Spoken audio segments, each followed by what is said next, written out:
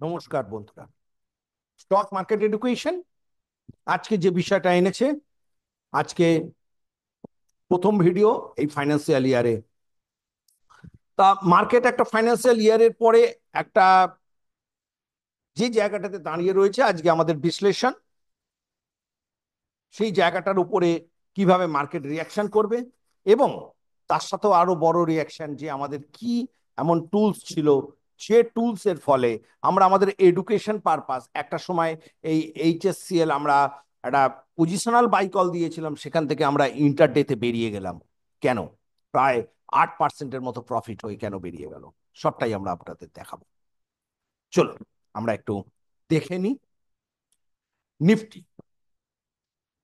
Nifty গতকাল একটা এরকম পড়ার পরে আবার আজকে ঘুরে দাঁড়ালো। এই ঘুরে দাঁড়ানো কি সঠিক হলো? Sensex 592 point plus, bank Nifty 520 point, Nifty 166 point plus. তাহলে এই টোটাল যে সিনারিওটা দাঁড়িয়ে রয়েছে, তার মধ্যে আমাদের কোন কোন সেক্টর আমাদের বেশি হেল্প করেছে আমরা দেখে নেব। আমাদের সেই সেক্টরের মধ্যে কিন্তু অবশ্যই আছে এফএমসিজি। এফএমসিজি একটু বড় রান দিয়েছে, এবং small cap, FMCG small cap এবং ব্যাংক নিফটি একটা বড় রান দেওয়ার ফলে কিন্তু ওভারঅল মার্কেটের একটা পজিশনটা একটা জায়গায় দাঁড়িয়েছে। অনেকে ভেবেছিল যে পড়ে যাবে মার্কেট, পড়ে গেল না। তার কারণ হচ্ছে 23,117, এই যে পাইভট পয়েন্ট, এইটা একটা খুব স্ট্রং সাপোর্টের কাজ করছে নিফটির এই ক্ষেত্রে। এইখানটা যদি পড়ে যায় তাহলে কিন্তু নিফটি এই জায়গাটা যদি সাপোর্ট নিতে না পারে তাহলে কিন্তু নিফটির একদম পতন স্বাভাবিক। নিফটি এখন চেষ্টা করবে ওপরের এই যে রেজিস্ট্যান্স 23,655, 23,655 নিফটি একটা চেষ্টা করবে এই জায়গাটাতে একটা পৌঁছানোর। তারপরে আদার্স যে সমস্ত কাউন্টার রয়েছে তারা যদি নিফটিকে ওপরে নিয়ে যেতে পারে তাহলে নতুন হাইয়ের দিকে নিফটি এগিয়ে যেতে পারবে। এবং ব্যাংক নিফটিও কিন্তু জাস্ট একই রকম পজিশনে রয়েছে। ব্যাংক নিফটি এতটা পড়েনি, জাস্ট সেখান থেকে আবার ঘুরে দাঁড়াচ্ছে এই যে রেজিস্ট্যান্স জোন। ব্যাংক নিফটির এই যে রেজিস্ট্যান্স জোনটা যদি ব্যাংক নিফটি ব্রেক করে দেয়, মানে 51,700 যে লেভেলটা, এই লেভেলটা যদি ব্রেক করে তাহলে ব্যাংক নিফটির কিন্তু অনেক বড় ওপরের দিকে রান আছে। আর যদি এই লেভেলটা মানে 50,700, 51,000, প্রায় নিয়ার অ্যাবাউট 1,000 পয়েন্টের যে গ্যাপ, এই গ্যাপে যে কোনো ওয়ান সাইড গেলে ওপরের দিকে, গেলে ওপরের দিকে, নিচের দিকে গেলে নিচের দিকে চলে আসতে পারে। তাহলে আমাদের আগামী দিনে কিভাবে আমাদের ট্রেডিং নীতি সাজাতে হবে আমরা একটু দেখে নিচ্ছি।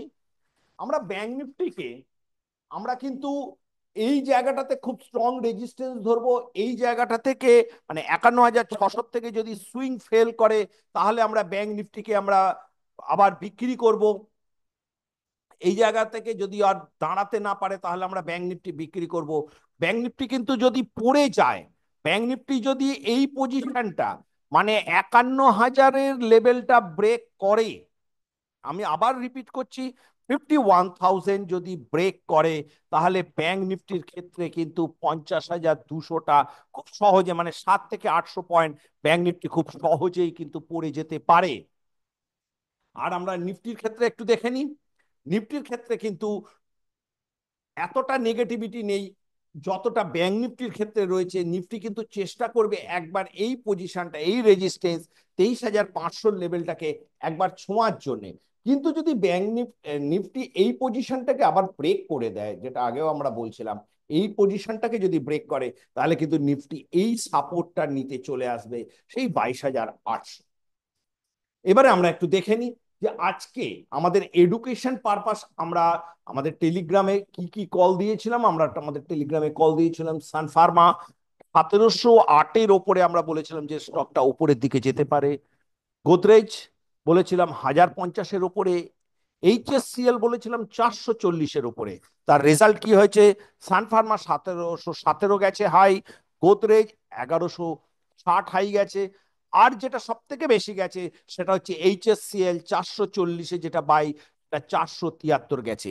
কিভাবে গেছে না গেছে অবশ্যই আমরা আমাদের ভিডিও দেখবো, এবং আমাদের এডুকেশনে আমরা এটা শেখাই। এই যে স্টক গুলোর আমাদের কোনো রেকমেন্ডেশন নাই, এগুলো পুরোটাই এডুকেশন পারপাস আমরা দিই। এই এডুকেশন পারপাসে আমাদের টেলিগ্রাম চ্যানেলেও আমরা যেটা দিয়ে রেখেছি, আপনারা দেখতেই পাচ্ছেন। সকালবেলা থেকে আমাদের সান ফার্মা, গোদরেজ, HCL বাই দিয়েছি, তারপরে HCL 12টা 50-এর পরে 44-এর ওপরে রান শুরু করে, সেখান থেকে একদম 473। এগুলো আমাদের বিভিন্ন স্টুডেন্টদের মানে বিভিন্ন রেকমেন্ডেশন সেখানে চলছে, এবং আমরা চেষ্টা করি রোজই এই সহায়তা করার। এবার আমরা দেখে নেবো এই স্টকগুলো কেন ওপরে গেছে।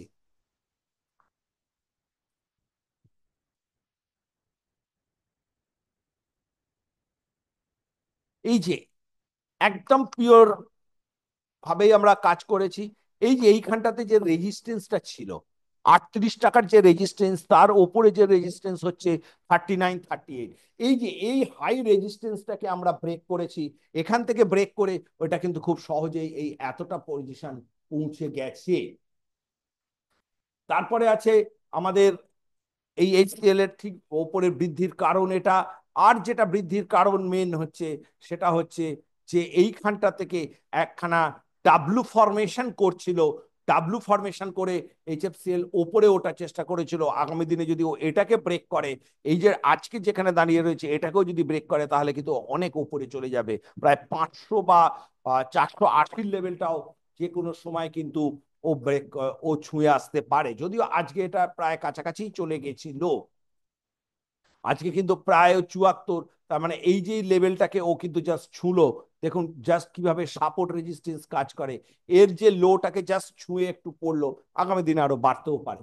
আমরা গোদরেজকে আমরা নিয়েছিলাম, গোদরেজও কিন্তু এখান থেকে একটা সুইং ফেল করে ওপরের দিকে উঠছে, সেই জন্যই আমরা নিয়েছিলাম।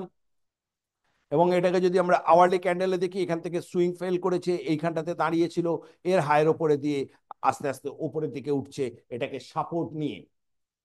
সানফার্মা, সানফার্মা অনেকটা পড়েছিল, আজকে এইখান থেকেই ও কিন্তু মোটামুটি আবার সাপোর্ট নিয়ে উপরের দিকে ওঠার চেষ্টা করছে। সানফার্মা আগামী দিনে 1743 এইটা টার্গেট হতে পারে। আর হিরো মোটর সবে শুরু করেছে রানটা। হিরো মোটরস এর আগামী দিনে যদি আমরা একটু বড় ক্যান্ডেলে দেখি, আগামী দিনে কিন্তু হিরো মোটরস এর অনেক বড় রান আছে। হিরো মোটরস যদি এই লেভেলটাকে, মানে 3810-এর লেভেলটাকে সাকসেসফুলিও পার করতে পারে, তাহলে কিন্তু সোজা চলে যাবে 3917।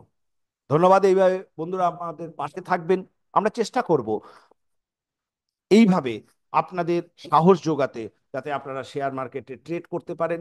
এবং আমাদের টেলিগ্রাম চ্যানেলে আপনারা ফ্রি জয়েন করতে পারেন। এখানে আমাদের মতামত পোষণ করি। এটা কিন্তু কোনো পেড সার্ভিস নয়, আমরা কোনো পয়সা নিই না, আমরা পুরোটাই এডুকেশন পারপাস দিই। আর আমাদের এই ভিডিওটা কেমন লাগলো অবশ্যই জানাবেন, এবং কমেন্টস এবং লাইক করতে কিন্তু একদম ভুলবেন না। ধন্যবাদ।